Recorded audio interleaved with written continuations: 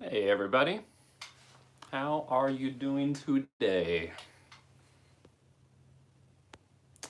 Will's first person to comment. Hey Mr. Will, thanks for joining in. I'm gonna wait a little while to get started with the Q&A and everything before, we'll let some people get in here. I hope that you guys are having a good day so far. All the scare with the coronavirus and everything, a lot of people are working from home, myself included. And so I figured over lunchtime I would take a break, walk out here, and do a little bit of a live stream. Here we are. Looks like we're having some technical difficulties. Can everybody hear me okay? Sorry, Steve. I jumped the gun for you. You're just going to have to watch.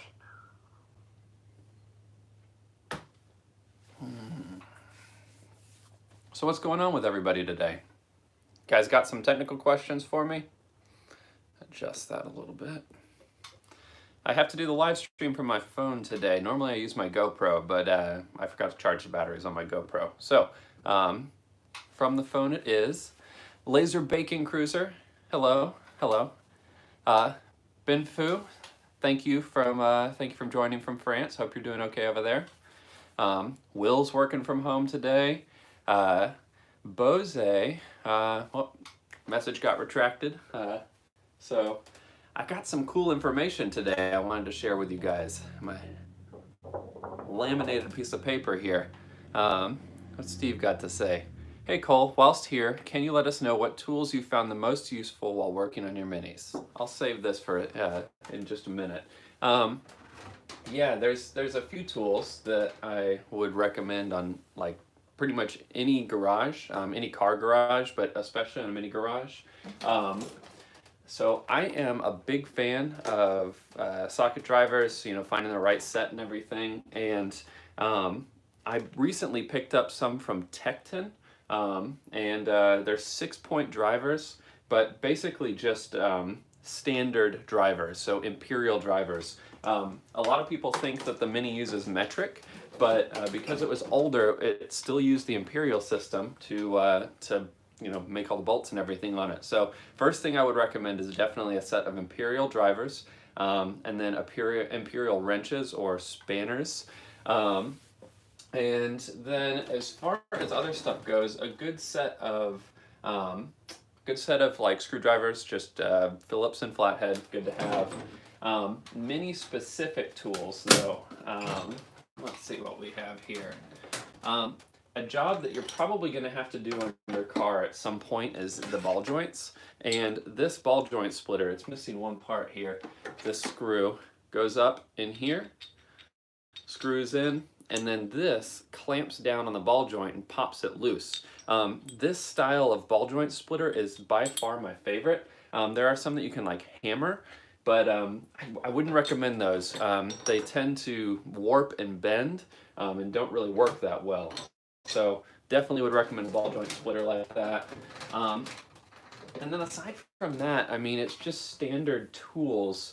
As you need tools for different jobs, my tip is to always buy the right tool for the job. But don't necessarily go out and just buy a bazillion tools, because you never know what jobs you're going to have to do on your Mini. Hello from Spo. Welcome to the live stream. Also at home for the foreseeable future. Yep, my day job is doing a preliminary test of working from home today. So I would anticipate I'm going to be working from home relatively soon for a while, for better or worse.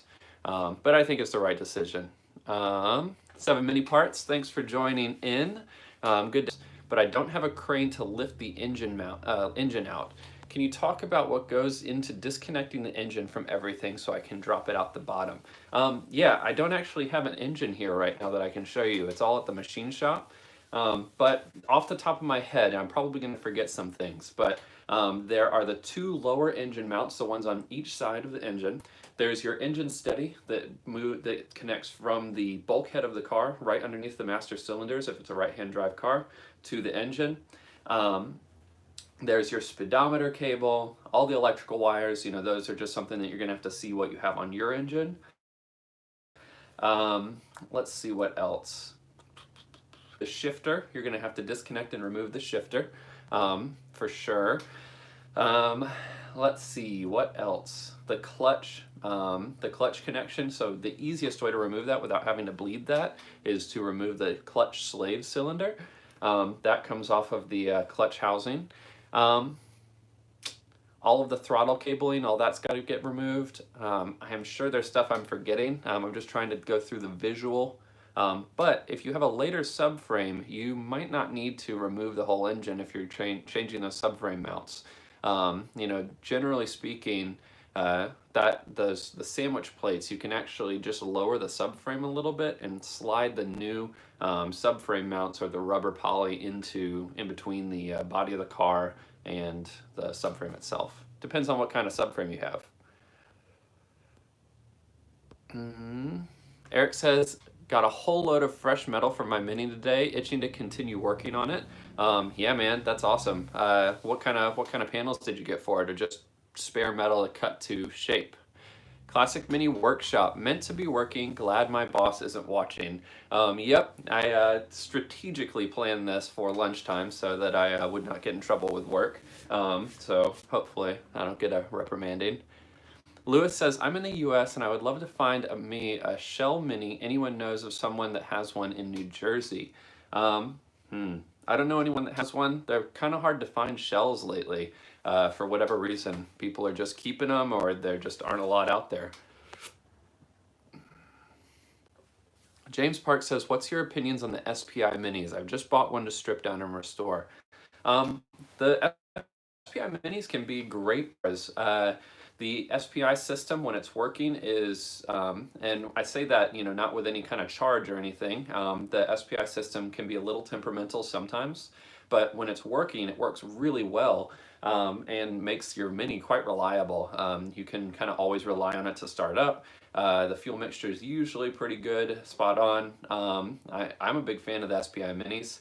Fuel injection in general is pretty cool. Carburetors are simpler, but SPI setups can be a little bit more efficient, although there isn't as much room to tune from the factory setup. So in order to tune an SPI Mini, you really need to you have to do a little bit more with the ECU and the electronics, although you can set up like a new exhaust system, free flow system, bigger valves and stuff. But at the end of the day, you need to tailor the EFI, the electronic fuel injection system, to operate with the new flow, new air fuel mixture.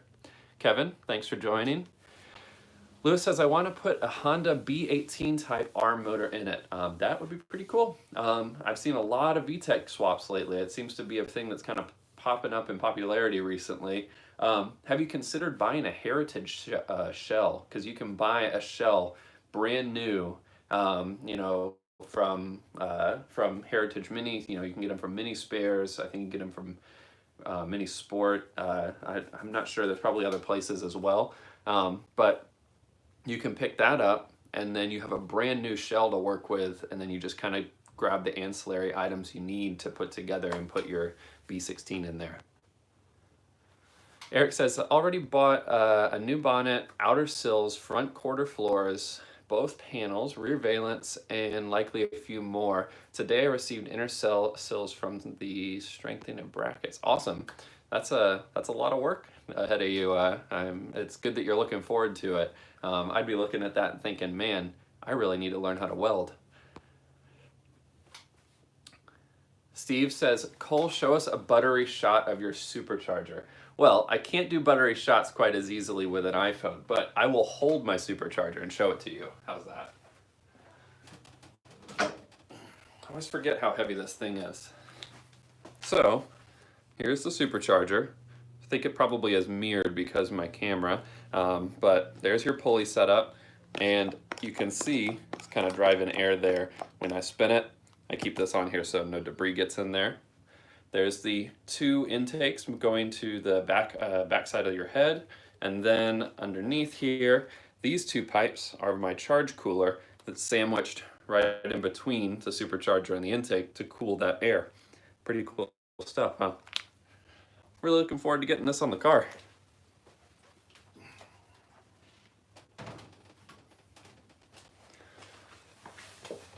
Now, since I have a few of you here, and Steve, you brought up the supercharger. If you haven't heard, I am giving away a supercharger. To get entries into that, you need to check out stuff on the merch store, pick up some stuff. Those give you entries in to win one of those superchargers for your car. And I have 2 valve covers. I only have one of these left because one of these is mine. But I am selling these, and these give you almost 3,000 entries into the supercharger giveaway. So if you guys want to get some entries and have a really pretty valve cover, look at that. Head over to the merch store. You can pick that up right now. And I will ship it out today. Classic and custom, how do you keep your workshop so clean and tidy? It's definitely not without effort. You know, you can kind of see behind me, a lot of stuff is kind of out. I would actually describe this as messy right now. One of the biggest things is every time you do a job, no matter how small or how big it is, you pick up the stuff after yourself. And it really goes a long way into keeping your space, your workspace tidy and nice, so that whenever you have a new project, you can just come in and slap it down on the workbench and start working. Tips that I learned when I went through diesel training and school and everything is to keep a clean workspace, because it helps you deliver and create better work. That's my opinion, but it always seems to be that way for me. Yeah, I'm gonna uncover these so you guys can have a pretty backdrop too. Let's see, what else do we have here? Bo says, I'm struggling on the decision on repair and rusty old subframe or buy a new one. Suggestions. If you're in Sweden, shipping of a subframe from the UK over to you is not going to be that much, and I think that the new subframes are pretty affordable. Personally, if the subframe is pretty grotty and nasty and you can kind of see some holes in it, I would definitely just consider just replacing it. It's simple. You get a nice brand new one. You can put a nice cover of rust protectant on it, you know, whatever you want to use, and then you know that it's in good working condition. Andrew Vargo says, my 1275 with single carb has been hiccuping at speed. Where the power cuts out, it feels like the clutch is being engaged, but it's led to the engine cutting out while moving. Where should I start? So what I would do is trace things back from, well, first things first, I would probably just check your dashpot oil. You know, sometimes that can cause all sorts of different weird issues. That's the oil that goes in the top of your carburetor, in that little screw top that's on there. After you've checked that, I would start with the ignition system and follow that all the way back. So check your spark plugs, check your ignition leads, check your ignition coil, your distributor. Then you would move into your timing, basically just going down the line from where your explosion in your engine is supposed to happen, and verifying that each one of the pieces of that equation are working properly. So make sure you have good spark, good fuel, and then good flow as well, good air mixture. So, yep, ignition all the way back. Once that's confirmed, all working well, then I would look at the actual mixture of your carburetor, make sure that is good. Dashpot oil, like I mentioned, it's unlikely that it's the clutch that's doing that. It's not really the way that the clutch would work in the event of a failure like that, at least not from my perspective. Lewis says, that is cool, supercharged for a Mini. Awesome. Yeah, I'm actually supercharging the standard A-Series engine. So I am building the bottom end out. This is my gearbox out of Bad Wolf that I just rebuilt. I haven't been able to finish it because I'm waiting for the top cover for it. Or the cover on the back, not the top cover. Waiting on the block from the machine shop. They're overboring that to 1293. And putting new cam bearings in and drilling some new head studs. This is my old head that came off of Bad Wolf. I'm selling this, and then I have a new one down there from VMAX S-Cart, who makes the supercharger that I have up here. They ported it, polished it, and added bigger valves. Mini Tom, hello, hello. Mini Dan says, what oil should I put in the dash pot? I use SAE 20 oil. I used to have some up here. Yeah, here we go. So you can actually get this from many parts suppliers, and it actually is called damper oil. It's basically just SAE 20 oil, but it's it's not any more expensive if you just get it from the parts suppliers. Then you have a little bottle like this. That's what you need.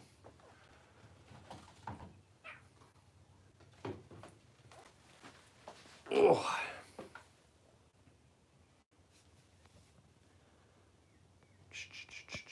All right, what other questions do you guys have for me? Or do you want to know what's on this fancy piece of paper back here? This laminated piece of paper with a big certificate sign on it. Who wants to know?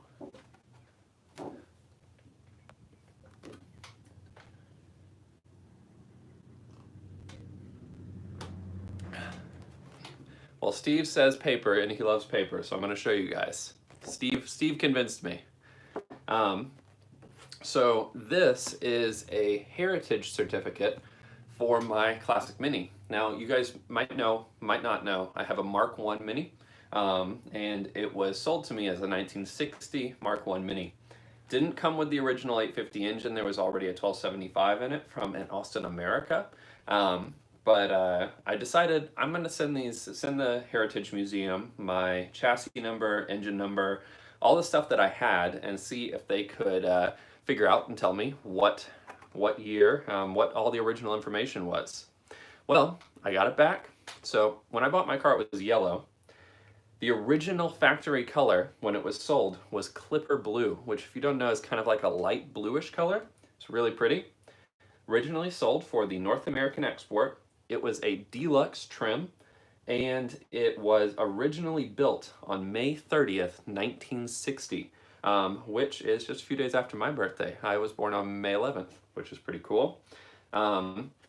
And then the details of the factory fitted equipment is pretty funny. There's only two things. One is a heater, which to my knowledge every Mini came with, and then white wall tires, which I guess would look okay with that light blue. I don't know. I'm not wild about white wall tires, but it's pretty cool. And then I have the original engine number, body number, all listed here as well. Pretty cool stuff.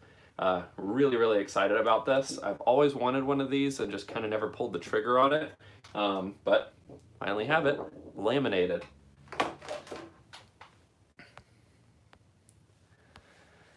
Mini Tom says, I use DOT4 brake fluid in my dash pot. Works fantastic and better than 3-in-1 oil that I used before.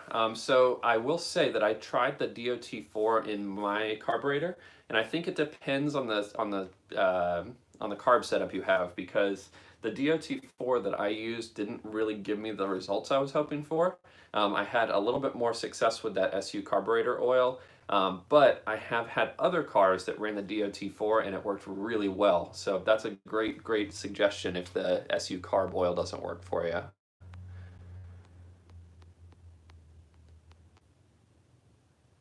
Dean Talbot, hey, welcome. Mini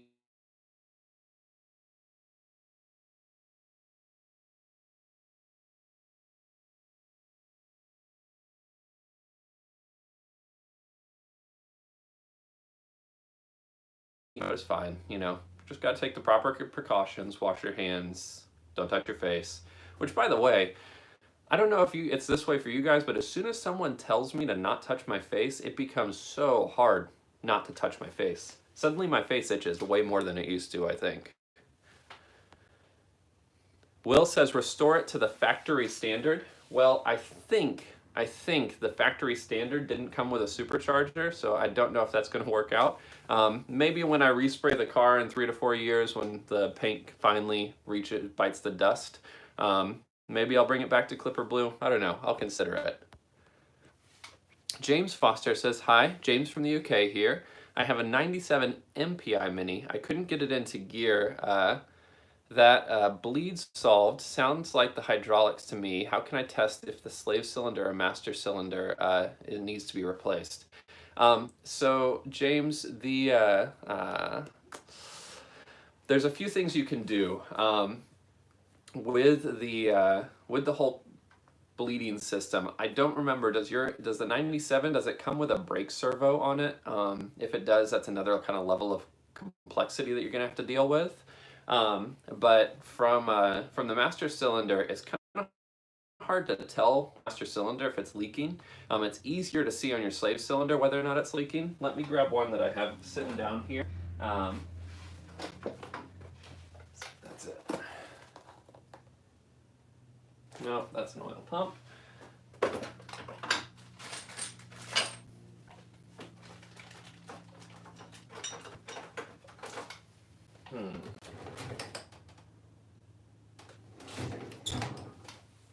Where did I put that master cylinder, or slave cylinder? Well, I can't find it right now. But the slave cylinder, there is a piston around the actual, well, there's a rubber seal that goes over your slave cylinder. It sits on the actual clutch housing. And there's a piston inside. So if you see any fluid coming off the end of that slave cylinder, most likely it is the seal is bad in there. There are repair kits for slave cylinders, but it is not that much more money to just get a new one. And then you don't have to worry about any sort of like etching or honing to that inside of that cylinder on the slave cylinder. But there are repair kits if you decide you want to go down that route. And check that. Check to see if there's any debris in there. That's one place that they really like to leak. Then if you follow that up to the servos I'm less familiar with. I've not worked on one, so I don't have a lot to say about that, although I'm sure they have the capacity to leak as well. And then as you move back up to the master cylinder, you can check to see if there's any fluid leaking through the base into the passenger compartment. There's a fork that goes down through the bulkhead of your car and down and connects to the pedals. So that is, you might see some fluid there. You might, but you might not. If you have some hydraulic issues like that, generally speaking, I would recommend just going ahead and cleaning up and replacing the seals. Trying to think if there's anything else. Can check the lines as well. If it's all hard lines, then they might have fatigue. They might have got a little pinhole in them. The fittings where they connect to the slave cylinder, the master cylinder, those things. Those connections have a tendency to leak, just the way that they seat. If there's any debris in there, it won't properly seat in there and create a leak. Those are some things to check.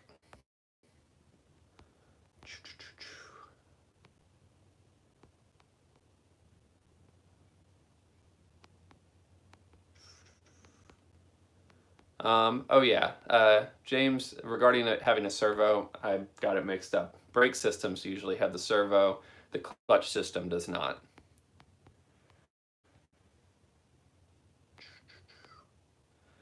James Barney says, any garage update plans or tools you're excited to use? As far as the garage update goes, we had a few contractors come out, discovered that there needs to be what's called a structural engineer coming out to have a look and create a plan for us to rebuild or to build on. There's the way that our house was extended in the past, not great. So that has to be shored up and made to code. So we'll be waiting a little longer to do that. We got to get that structural engineer out. Once he's out, creates the plan, then we'll be able to bring it to contractors and say, this is what you need to do. And as far as that goes, we'll just have to wait. As far as new tools, the only new tool I'm excited about using is the Supercharger, if I'm honest with you.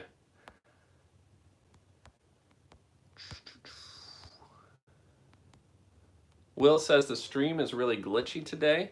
I've noticed things in general on the internet have been kind of glitchy today. So maybe there's just a lot of people online just with the additional load on YouTube. Hopefully that's all it is. My Wi-Fi should be good and the connection should be good, so sorry.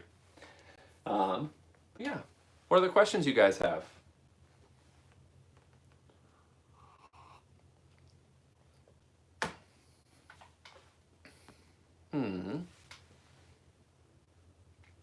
So, one thing I have been filming for a while, you might also have noticed that this is the first video I've done in a couple weeks. And it's because I took my brakes off of my car and I was repainting them. These are how they ended up.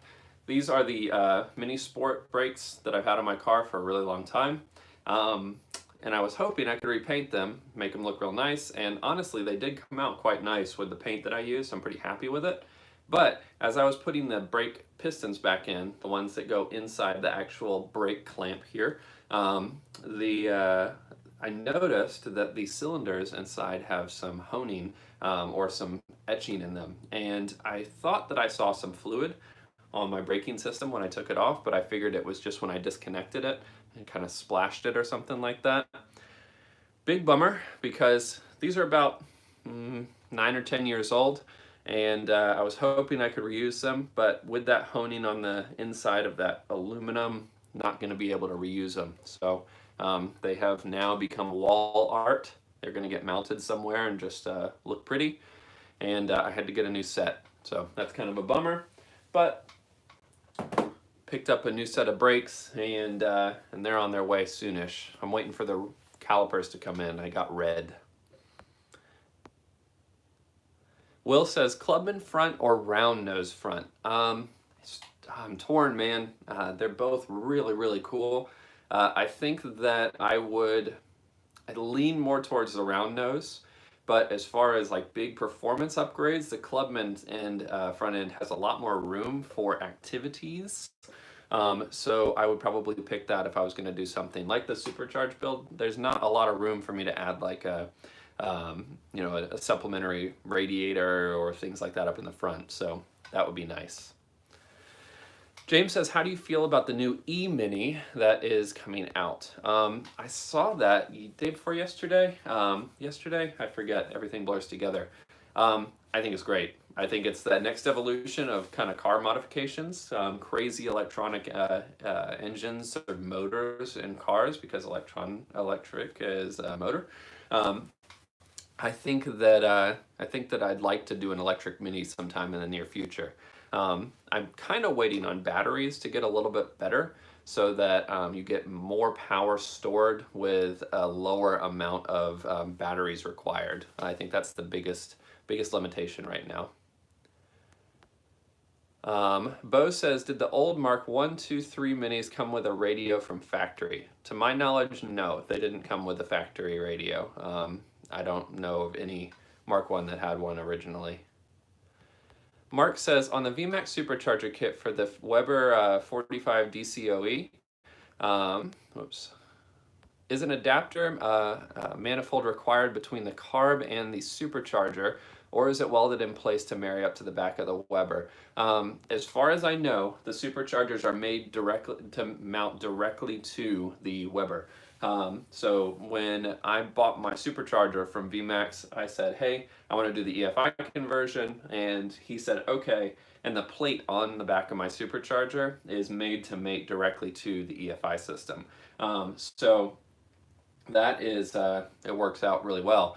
And when you look at the ones that are on his site, they're definitely, the Weber's mounted directly to the Supercharger. So as far as I know, made to suit, mounts right up.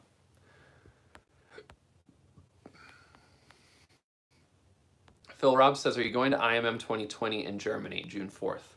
Nope, this year I am not going to be going to IMM. My wife and I are going to be going to Iceland in September, and we are going to be camping around the ring road in the back of a camper van, a rented camper van. Next year we might go to the Italy IMM 2021.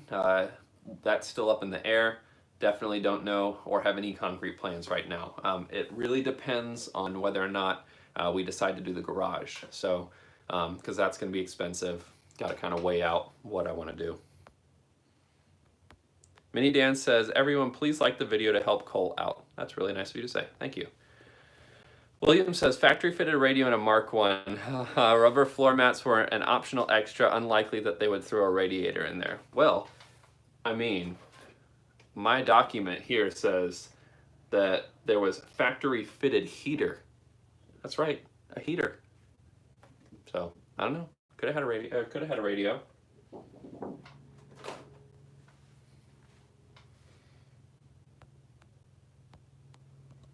So what are the questions you guys have for me? We're about halfway through the stream now. And I'd love to answer some more tech questions, or maybe you have some questions about the build, why there hasn't been any updates recently.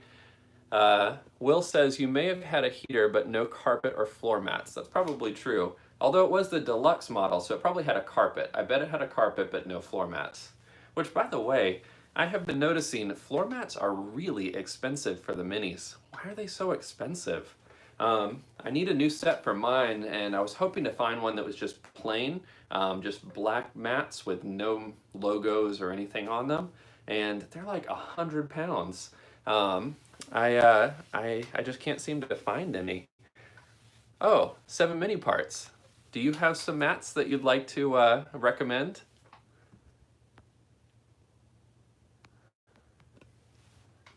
Steve says, I've always wondered what cam is that on your wall. So this cam is the original cam that came off of my Austin America engine. So this is a factory profiled cam. It was pretty rough when we took it out, so it just kind of became wall art. I have this cam. I used to have an Evo cam, but Will took that from me. And then I've got this one. Don't even remember what this one is. And then I've got a cam from Stuart over at VMAX S-Cart, who gave me that one. Well, didn't give it to me, which I bought for the Supercharger to suit that. And it's a good weapon, you know, in case someone tries to break in while I'm filming. Okay,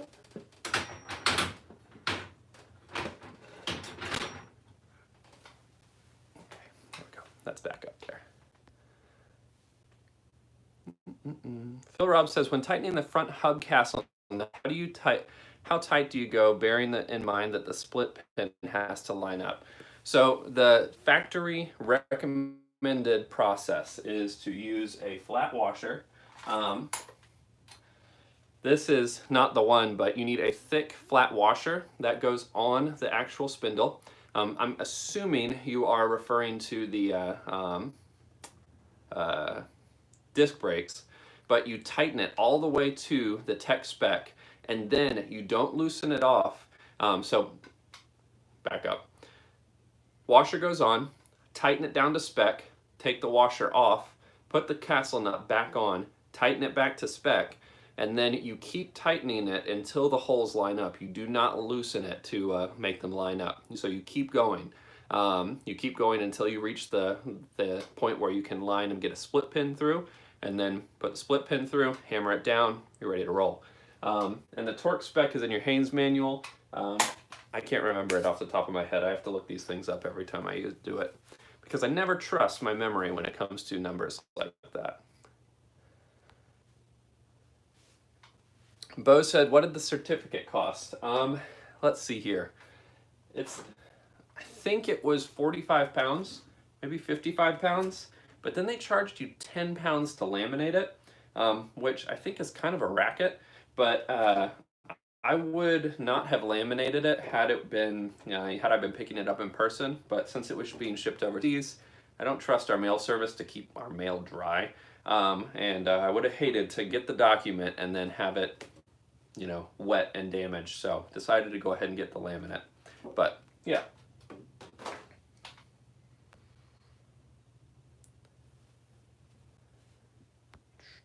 Steve says, how many holes does your outer CV have for the pin? Torque settings. Steve says, at least 5 ugga-duggas. That's funny.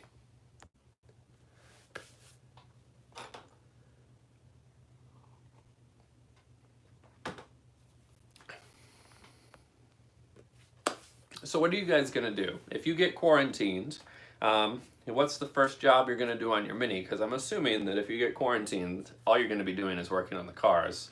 So, what's the first thing that you're going to do when you are stuck at home for 2 weeks?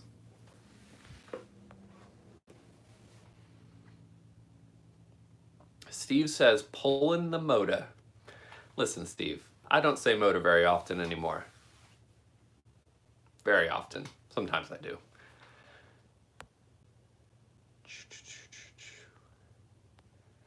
So Steve, you're planning to rebuild your gearbox? Are you going to do all that yourself, you think? Lil Pinky says nothing because it's 220 miles away, so play games. Lol. Yeah, well that's not a bad idea. I just finished, I got the Halo Master Chief Collection for Windows, for my gaming PC. And I just finished playing Halo Combat Evolved again, the whole campaign. Man, what a good game that was. I played the heck out of it when I was a kid, and I just had totally forgotten how good that game was. Mini Tom says, get the diff rebuild kit delivered, fit it, install the Innocenti engine, and have a pint and wait for all of this to blow over. Oh yeah, down at the Winchester. So are you rebuilding your diff with the competition single pin kit that they offer? Bo says, fix the subframe and repaint the tank. I see. Are you repainting the fuel tank in the back? Steve says, I'm going to give it a go. Go on the basis that there are enough guides. Check out Cole's guide, everyone, and go from there. Yeah, I think you can tackle it. You know, I think that you've got a analytical mind. I don't think you're going to have a problem with it. Just, you know, take your time, check your clearances. You'll be good. Josh says the engine is coming out at this very moment. That's awesome. I wish you could share a picture of the engine. I'm excited to see how it all ends up. Got some people walking outside. That's why I need a garage. So check this out. I recently had to buy some wrapping material for the engine that I sold a little bit ago. And I have been wrapping up everything with it. This stuff is awesome. It comes on a little roll like this. And it is great for storing like engine parts that need to keep oil on them and keep them from getting debris on them. If you guys ever have like an excess of machine parts that need to stay clean, I cannot recommend this stuff enough. This is actually a tool that I would probably keep in my garage from now on. This was like totally worth it. Mini Tom says, yes, that's the one. Glad you got the Shaun of the Dead pun. I'm like, Scene of the Dead? Why am I having trouble reading this? Yeah, man, that's one of my favorite movies.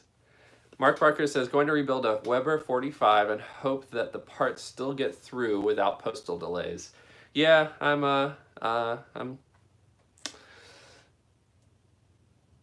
don't know how many delays we're going to end up seeing. I hope that it's not a lot because, you know, I'd like to continue to get this engine done, although most of my parts are coming from California. Thanks, 7Mini. And so unless they're getting delays from their parts, then usually I'm in pretty good shape. But, you know, I bet they will see some delays. Dante Lester says, this is boring. Oh, I'm sorry, man. Wish you were enjoying yourself more.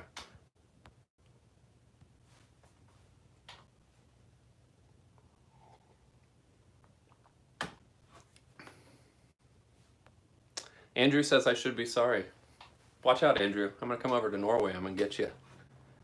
September. Better watch out. Coming.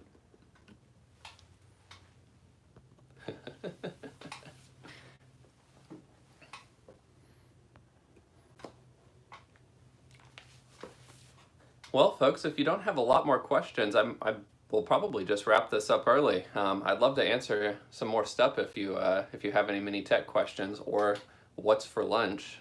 James, I have stir fry for lunch. I made it myself last night. It's very good. I'm gonna have leftovers.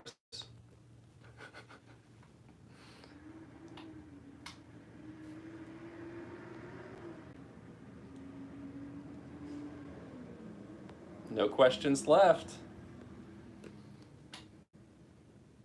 Alrighty, folks. Well, I guess what I'll do is I'll just go ahead and wrap this up a little bit early, go grab some food, and I will catch you guys on the next video. I think it'll probably be about my brakes, getting those reinstalled, and then hopefully we can start assembling the engine really soon. But I will see you guys later, and catch you on the next one.